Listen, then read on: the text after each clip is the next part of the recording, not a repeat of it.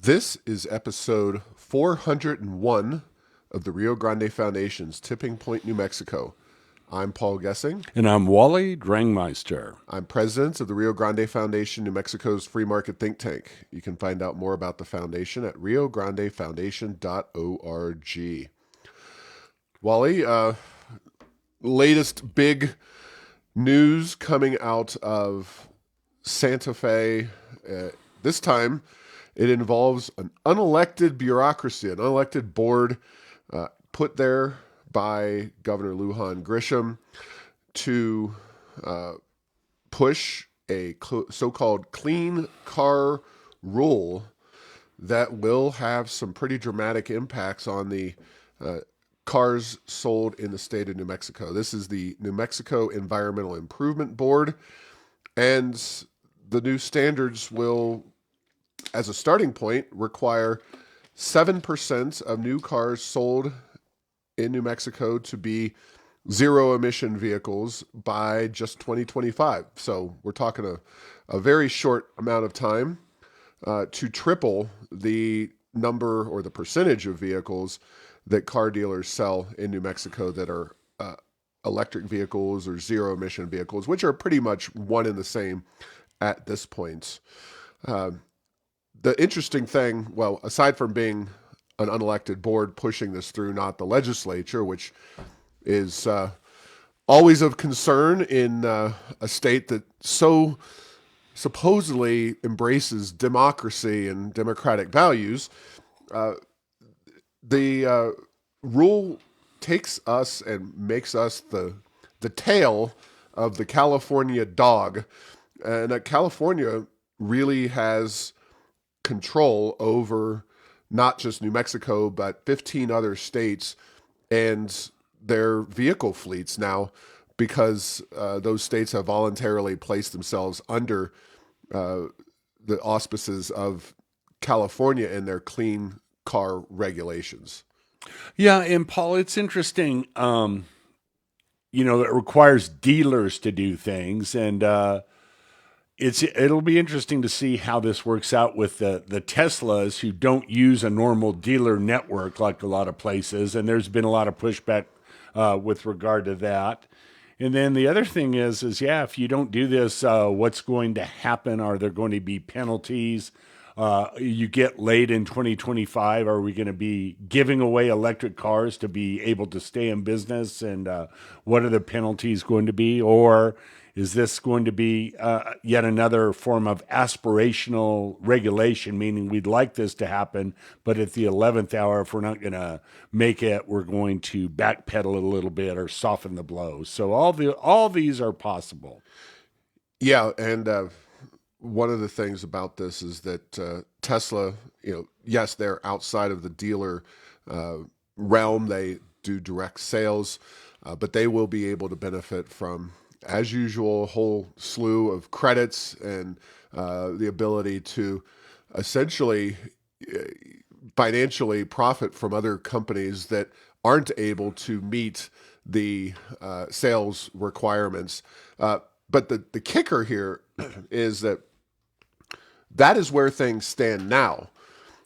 California, as you can probably imagine, given the progressive governor they have in place, isn't exactly going to sit still when it comes to green credentials. So Gavin Newsom recently issued an executive order under this rule that would eliminate the sale of gas-powered cars in California entirely by 2035.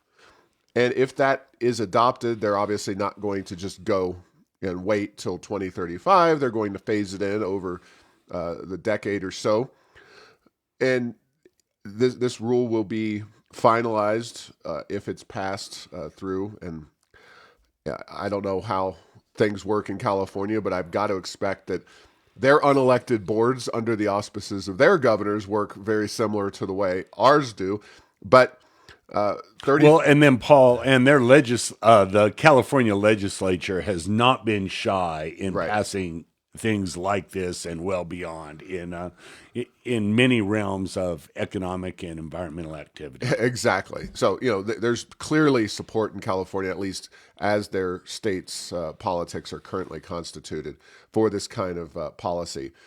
If this executive order is made into the law, and so the Clean Car Standard in California changes, which would impact New Mexico and all the other states that have gone down this path, 35% of new cars, SUVs, and small pickup trucks sold in California, thus New Mexico, will be zero emission starting with 2026 models, and that will increase yearly, reaching 51% in 2028, 68% in 2030, and 100% by 2035. Now, yeah.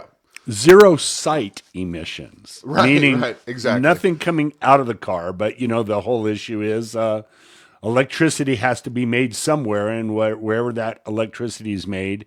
And then, Paul, at low scale, there's probably off peak and quite a bit of energy available if you can charge your car at night and other things. But we're seeing, and I've seen a lot of statistics from places like the Energy Information Administration, the Department of Energy, that shows that there's a lot of concern if we go to completely electrified fleet, just what's going to be necessary from the electric grid point of view to make that sort of thing happen. And then, so unintended consequences, half-baked, going too fast, these are all on the table with regard to these policies.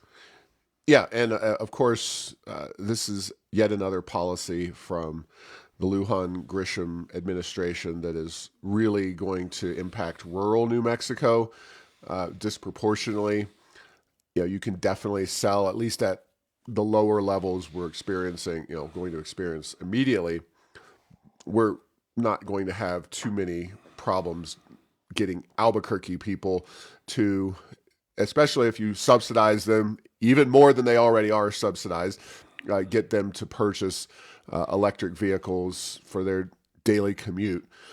You get to a whole different level of challenge when you're talking about rural communities and running the kind of heavy duty equipment that we've seen, we see in rural agricultural oil and gas environments. That's going to be a whole different ball of wax running all that electricity on electricity. Yeah, and then as we're seeing in California, I've read a lot of articles that talk about how electric cars for people of California are ideal second and third cars, but not necessarily if you have a first and only car. And I think because of the range, because of the issues you have charging it, and then as you said, in rural New Mexico, I have a feeling if you're driving out there on your ranch, it may be a little tough to get your electric pickup truck charged if you're out there on the back 40 for any length of time. Exactly. So another news story this week, Virgin Galactic yet again delayed in terms of their plans for launching paid customers out of Spaceport America. Lucy keeps pulling that football back. She's been doing it for over a decade now. The facility was open a decade ago in October, and now will be over 11 years because they're looking at the first quarter of 2023 for manned space launches, paid space tourism launches out of Spaceport America on Virgin Galactic. And of course, that is at best a estimate of when we could see those flights happening. One of the notable things is that, in the last year and a half or 2 years, Virgin Galactic became a publicly traded company. So they're on the stock market. And they did see some immediate success in the stock market. February of 2021, a share of Virgin Galactic stock was $62.80. Now, if they'd come and asked me about it, I would have said, you're freaking crazy for putting your retirement money or whatever, even your play money. You might as well bet on a horse at the Kentucky Derby that's 80-1. Well, that would work out this weekend. But yeah, the stock was at $62.80 in February of 2021. And now it's about $6. So if you want to turn $100 into $10, Virgin Galactic was a heck of a way to do it. But, you know, first quarter of 2023, sure, why not? Yeah, they say it's supply chain this time. There's always a different justification or reason for why things aren't going at Virgin Galactic. But if their stock price continues to fall, that's a supply of money that they can use to continue to function as a business without having to actually generate revenue. And there's essentially no real revenue being generated at Virgin Galactic. Yeah, they're kind of like a tech company anyway. You know, they were all about getting to scale, and the market will put a lot of money in there because they think that the payoff on the back end is very good. But you know, given what we've seen, I don't know how many more delays they can have until the market, their customers, and the brutal reality of it is maybe that airframe they have is not going to be the one that's going to be successful. It's going to be the Betamax tape of space tourism at the rate we're going. So. Betamax, wow. Well, That's and a nice reference. I shouldn't diss Betamax because Betamax was a superior product that just didn't catch on. This is a product that so far has not proven its ability to. It can go to quote unquote space, but it can't do it very often. And man, the turnaround times and the issues they've had in between have been profound. Yes, very well put. In the last legislative session, and we're creeping up on a bit of a milestone here in New Mexico, an annual milestone, but July 1st is when the laws passed typically in the most recent legislative session take effect, although one law we're going to talk about, it takes effect in July, actually passed in the 2021 session. But the first one is the loan restriction, the loan ban on rates above 36%. Illinois has a similar policy in place that has been in place long enough for people to actually experience and react to the law. Obviously, the law hasn't fully taken effect here in New Mexico, although I understand that lenders are already making decisions to shut down facilities around the state. But the big conversation is, and was during the session, aside from the process issues that Speaker Egolf kind of rammed this thing through, process be damned. In Illinois, there are fewer businesses available to make these kinds of loans. Now, 36% or 100% or whatever the rate is, the cap is now 36%. That's tough enough. Now that we're seeing real interest rates, that's going to be even tougher. But we're not talking about people who have good credit, who have options. We're talking about people who, if they don't get some short-term money in their pocket, they're not going to be able to pay the rent. They're not going to be able to get their car repaired so they can get to their job and hopefully earn more money. And if they're smart, they're not keeping these loans out for years at a time. This is something that they do in the short term. And it's essentially the law that passed HB 132 in New Mexico was a statement on the part of the legislature that, hey, we know better than the people who are taking out these loans. They should find money elsewhere. And the reality is that there's just not many lenders willing and able to make those loans. And so Illinois, there are 45% fewer licenses held by Illinois installment lenders in the state after its 36% rate cap was signed into law in March of 2021. That also resulted in a decrease of 36% in the 3 months following the implementation of the rate cap law in terms of the number of loans. So it's not surprising when you come up with a government cap on the price of something that there are fewer providers willing and able to enter that field. And of course, with the price of money rising dramatically, even since the legislature passed this law, and the reason that one of the laws that originally influenced this back in the 80s, there was 12-15% interest rates, and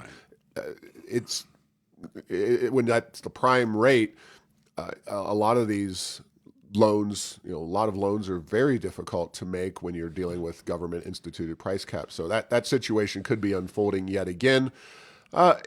Unfortunate, but all I can say is we told you so, and we're tracking the impact of this particular legislation, and we'll be watching in New Mexico what happens with it. Yes, and it's one of those. This is a problem. People need money, but it's also a complicated financial issue because even when you do something like a mortgage, you have the stated interest rate, but then you have the effective interest rate because there's fees and other things put in. Mm-hmm. And the amount of, quote, fees that are required to originate a loan of any kind, that doesn't happen for cents. You know what I mean? It costs real dollars. So if you and I are doing an agreement, I'm borrowing as little as $50 from you, there's a cost to getting that transaction in place. Well, that gets converted into the interest rate. And so that's one issue. The other is, the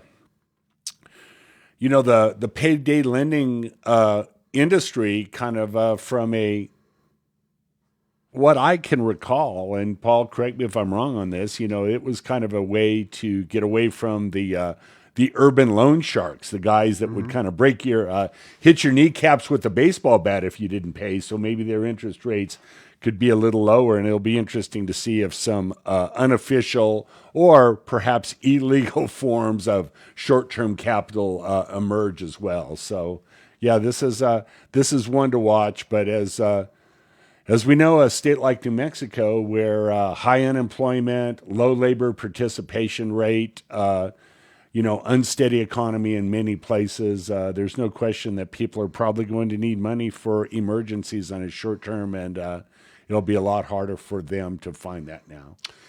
Yeah, well, making life harder for New Mexicans is kind of what government does in this state. So nothing new there. And speaking of making life harder, life will be a lot harder if we don't have steady, reliable, and inexpensive electricity around our state.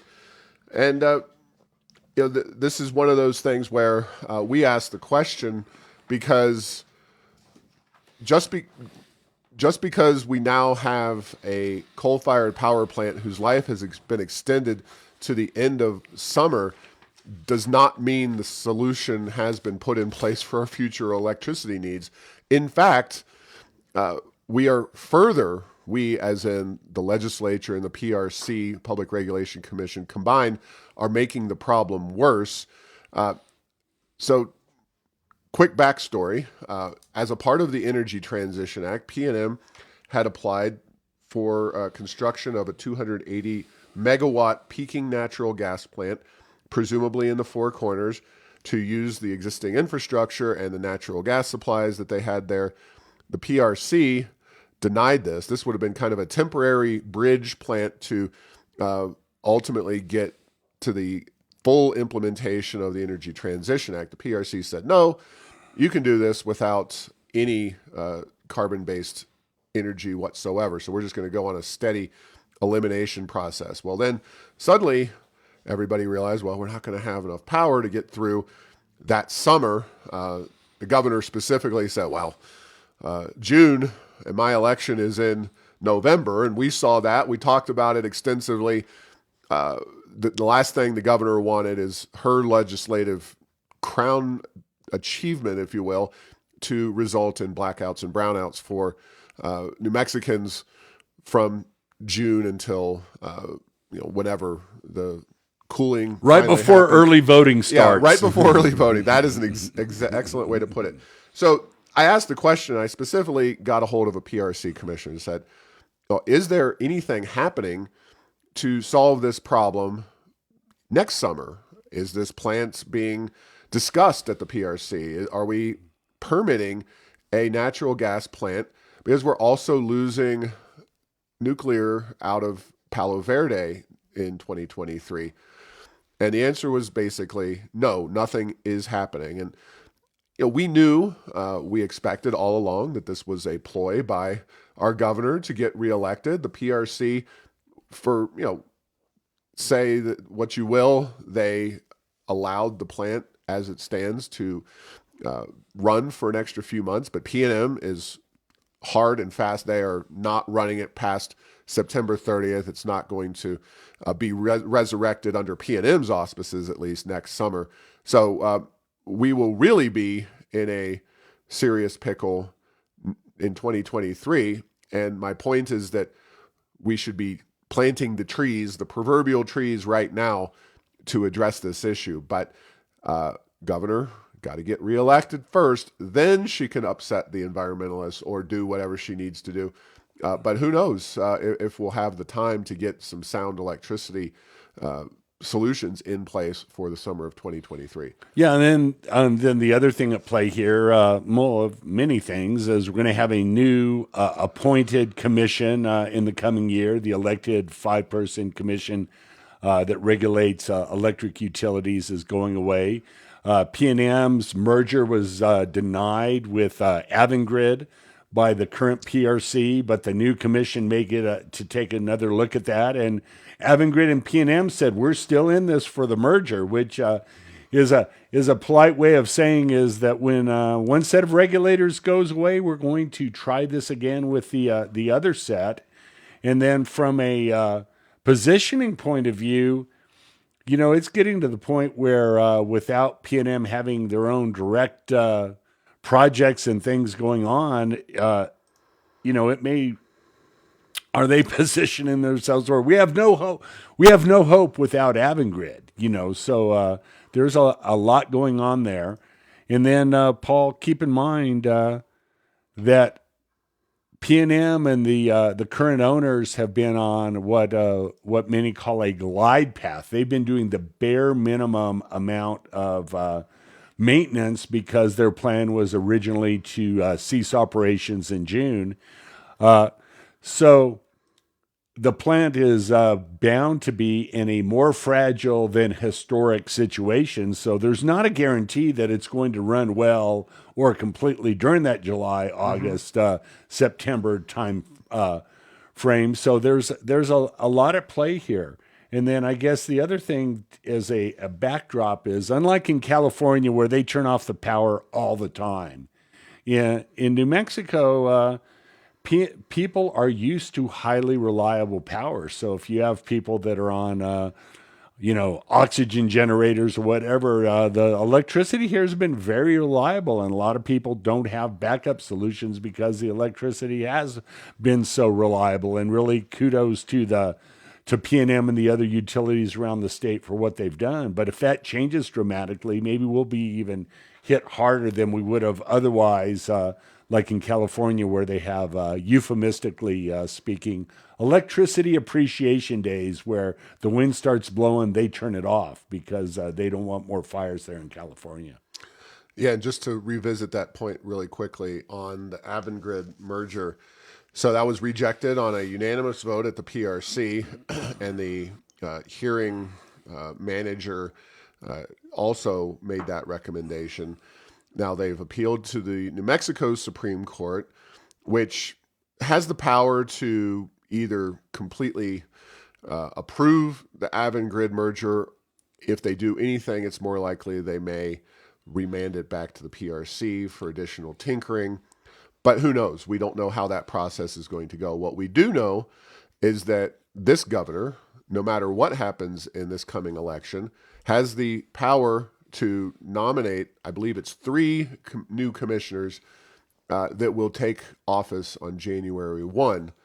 That means that no matter what happens this election, the governor can get the majority or get the PRC. It's just going to be a 3-member board. I know she's at least got power over the majority, so it doesn't really matter that she can put those commissioners in place who will, in turn, approve the merger before anybody else has a chance to get a hold of the PRC. So that was discussed in the journal. It's a little inside baseball, but it definitely is something that this governor can control the future of if she wants to, through her seats on the PRC that she got as a result of that constitutional amendment. So it's a very interesting kind of process and game theory working through right now through the utility field in our state. The next on the list is this whole homeless situation in Albuquerque is really heating up. The latest proposal comes from Councilor Brooke Bassan. She has something that's a little different than the other proposal that we talked about last week. This one is for living lots. It's kind of a stripped down version of some of these homeless facilities. And the idea for all of them is to sanction areas that the homeless can then reside in tents or some way. I have it on good authority that we're not talking about actually 45 of them, certainly not at the outset, but putting them in certain areas of town and trying to address the homeless issue, give them a chance to get off the streets. If that works, I think, and you can make sure that neighborhoods and areas where they are located don't have serious problems with crime, then it's an interesting topic and subject that maybe one or two of these models could be tried at the outset. I sincerely hope that Coronado Park is not where these things devolve into, because if you've been by Coronado Park in Albuquerque near downtown by I-40, that's not a solution. And the other question is, how many new homeless will we attract to Albuquerque? Because unless you kind of make sure that you limit somehow the comfort level outside of these facilities, you could easily result in people coming here, moving into these new homeless facilities, and then you just run out of space, or you keep expanding them and you keep expanding the number of homeless. Albuquerque, relative to other cities, has a lot to offer for homeless in terms of services, which is a government thing, accommodating laws and rules, which is primarily a Mayor Keller thing. And then the weather, we don't have the very cold winters that you get in a lot of eastern cities, a lot of snow. So there's a lot of things that play into us having a natural homeless problem, but are we going to be exacerbating it with these facilities? And these are all very tricky, very, very difficult questions to answer. Yeah, it is tricky in a big way. And, the first thing that came to mind is the NIMBY, not in my backyard. I can't believe any neighborhood anywhere would say we want one of these facilities in our area. It's one of those, it's where can they do it that politically there won't be enough pushback to make it not work. And then the second thing is, what are the rules for these facilities? Because, as we've seen with the tiny house development, there are too many rules, so the homeless don't like those rules. So, can you do drug, how far do we go in accommodating them, and what do you have to do to live inside of the boundaries of one of these facilities, and will that really be effective? And so let's do a pilot project, Paul. Let's do a small one, see if it works in any way, shape, or form. And you said, thank goodness, let's not do 45 of these and not know if there's any hope of it working. So yeah, it really is about if this model works to begin with, we need to also have the enforcement mechanisms in place to make sure that we don't just become a more accommodating, more inviting place for more homeless people from across the nation. Anyone who's visited the West Coast, specifically major cities like San Francisco or Los Angeles, but not limited to those major cities, you can see where you can wind up with having a very accommodating homeless policy. It becomes a magnet situation, and it really gets out of control. And also the expense, not that necessarily a $1 additional fee on your trash pickup is going to make or break many homeowners. $12 a year, but $2.2 million. Essentially, that money is all going to be used for the homeless encampment cleanup, et cetera, et cetera. And again, if we do result in getting rid of some of these unauthorized encampments on public rights of way, et cetera, $1 is a small price to pay every month for that to happen. But there's a lacking in trust here, because the encampment we see on full display is at Coronado Park, and that is not an acceptable situation. The amount of trash and debris, the whole plastic bag ban, it kills me every time we talk about this, how controversial repealing that was with some environmental advocates. And then you see the trash and debris left behind, whether it's actual encampments or just, I see homeless out on the street, so-called homeless, just leaving their refuse and trash around, actively in the process. If you sit at a stoplight for more than a couple minutes, chances are you see them throwing something around or sticking it in a sewer grate, whatever it may be. It is disturbing, it is frustrating, and I just wish we had better leadership in the city of Albuquerque, most especially in the mayor's office. But I wish we had a few more hard-nosed people willing to fight on this in the council.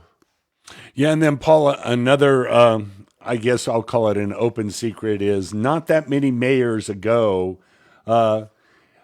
the policy seemed to be getting bus tickets in the hand of the homeless to send them to other places that were more friendly to the homeless. And rumor has it on the street that there may be some cities in Texas that have taken that approach, and one of the places that people get sent just maybe here in River City, New Mexico, and Albuquerque. So we also have some, we have some behind the scenes going on about where the homeless are in which city and what that really means.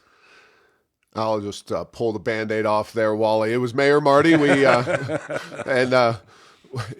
Mayor Marty is a Democrat.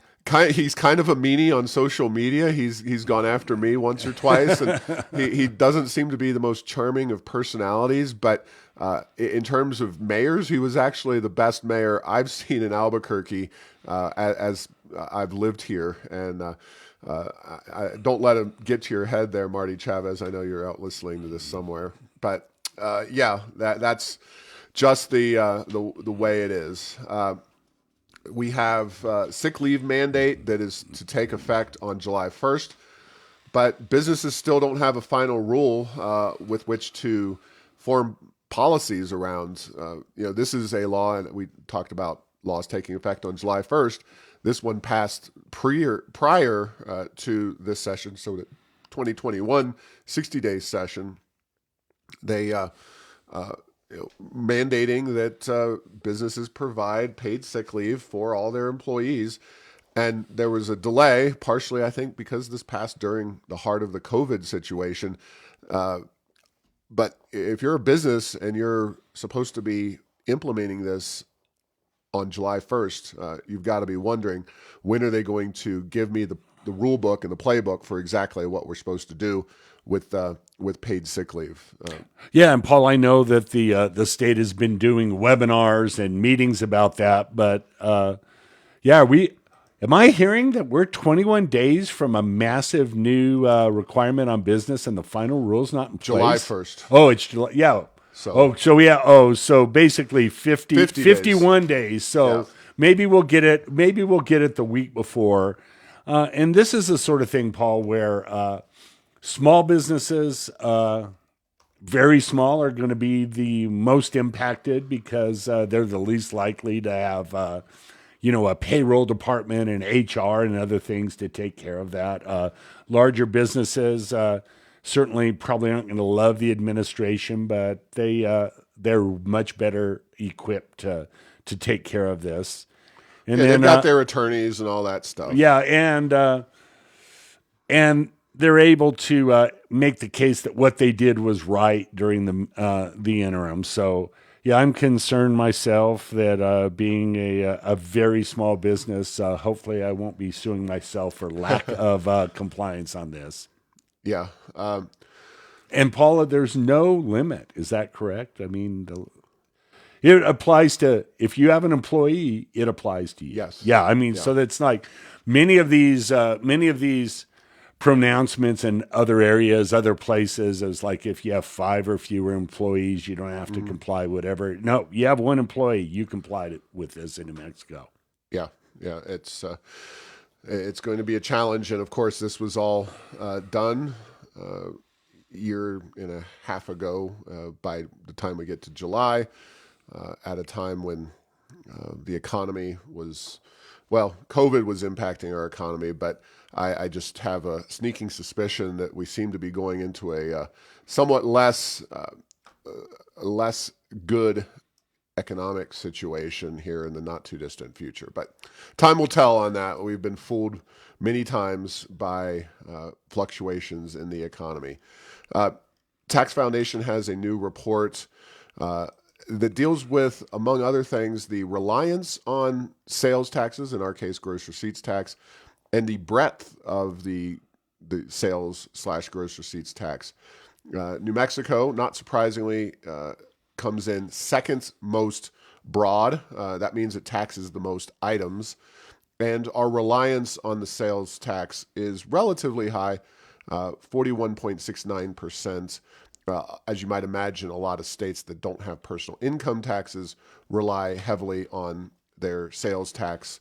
But in terms of the variation and the amount of services and things taxed by our gross receipts tax, which Tax Foundation unfortunately labels a sales tax, we are second broadest to only Hawaii. And that's an interesting place to be. Definitely something that could be addressed in a reform package on the gross receipts tax. I think right sizing is the word I would use. It's not that having a broad sales tax is a bad thing, but we need to make sure that business inputs are not taxed and maybe close some of the loopholes on some other taxes. Yes, and it's interesting. I don't know if this was original at him, but I've heard it from him several times. Richard Anklam, when talking about tax policy, said, states tax what they have. And places like Hawaii only have tourism. So, that's a big part of their economy. They used to have agriculture, but increasingly that's not a very big industry for a variety of reasons. New Mexico doesn't have as many constraints with regard to that, but we act like we do with regard to this gross receipts tax. We could have a much more, it's just ironic. We always say we want a more diversified economy, and our primary mechanism to keep the economy from diversifying is, this thing that accounts for 42% of our tax revenue. If it accounted for less, I think we'd have a lot more diversified economy. Yeah, and broadness of taxation is in the eye of the beholder. It sometimes works, it sometimes doesn't. But New Mexico, with its oil and gas money and its general size of government, could reduce the size of government, right-size the gross receipts tax to eliminate some of those business input taxes. And definitely, as I've written in numerous newspapers across the state, we need to move towards reducing to the point of elimination taxes on income that will make people less likely to want to find work, find jobs, and to be productive members of society. Taxes on consumption, not necessarily a good tax, but they are certainly taxes that are more tolerable to us economics-minded folks. It obviously gets a little bit sideways when you tax businesses and you're taxing accountants and other services that are purchased in order to stay in business. Wally, this morning, if you go to your county clerk's office here in New Mexico, you can go vote. Early voting is happening in our state. This is the very first opportunity you have to cast a ballot in the primary that happens on June the 7th. We'll have a couple weeks of this kind of early voting, county clerk, what they call it, the in-person absentee balloting, and then you'll have the traditional early voting process. But we're seeing, among other things, the poll came out from KOB4.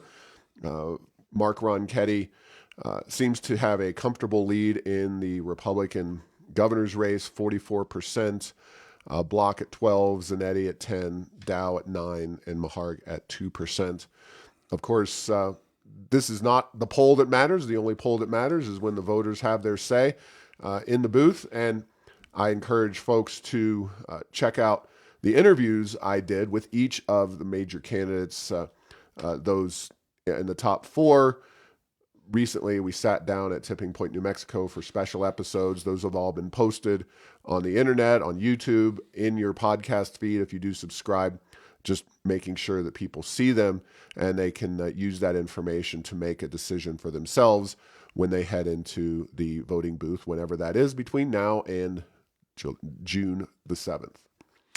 Yes, and it is, as you say, there's only one poll that counts. But right now, from a looking at the numbers, and who knows the reliability of this poll, it does look like Ron Ketty's in the lead, but it's never over until it's over.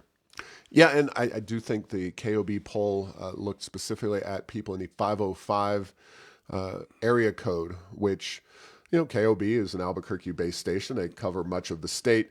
So 575 covers a lot of rural areas. Perhaps there is a major difference in the polling data. I suspect that this is a fairly accurate poll. Ron Ketty has tremendous name ID, but we'll see how things shake out. And we don't take sides here at the Rio Grande Foundation. We only comment on and provide the information. And also, we did sit down with Luis Sanchez and Michelle Garcia Holmes. If you are in the newly reconstituted Congressional District 1, which includes much of the Albuquerque area and then kind of flows out to the east, bubbling out all the way down to the northern reaches of Alamogordo and Roswell, that is another important primary. And for a variety of reasons, the third seat that is being contested in a primary on the Democratic side is for Attorney General in the Democratic Party, Raul Torres and Brian Colon. Those two gentlemen, I would say that's the biggest reason for most Democrats to show up at the polls in this primary election. So be sure to get out and vote regardless of what party you are a part of, or if you are an independent, I guess you have the chance. It's a little bit of a convoluted process, but you can register there on the spot with whatever party you choose and go vote for the candidate of your choice. So be sure to do that and share those interviews, especially the ones with the gubernatorial candidates, or if you're in CD1, the 2 congressional candidates as well. And I also sat down with Yvette Harrell recently. She's not in our primary, but there's always time on the calendar for a sitting member of Congress, and the same applies for Teresa Lejer Fernandez as well as Melanie Stansbury. If they want to come on Tipping Point, New Mexico, we would love to have them.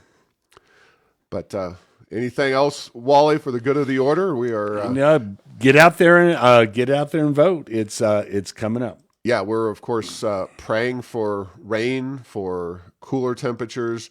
These And not 50-mile-an-hour winds yes, every yes, afternoon. That's been tough. It's been brutal out yeah. there. These fires are really sad. A lot of very beautiful areas around our state, unfortunately, have been impacted by them, and just our thoughts and prayers. And we definitely want to also advocate for and talk about improvements to forest management. And I actually ask I believe all of the candidates for governor about some of those issues. So if you want to talk about the rubber hitting the road and policies actually changing in New Mexico, it's worth a listen for those conversations alone. All right. Thanks for listening to this week's episode. Find all episodes at tippingpointsnm.com or at the Rio Grande Foundation's YouTube and Rumble channels. Subscribe to this show at Apple, Stitcher, or have your Google Home play Tipping Point New Mexico. Thanks to Path 3 Marketing for producing this show.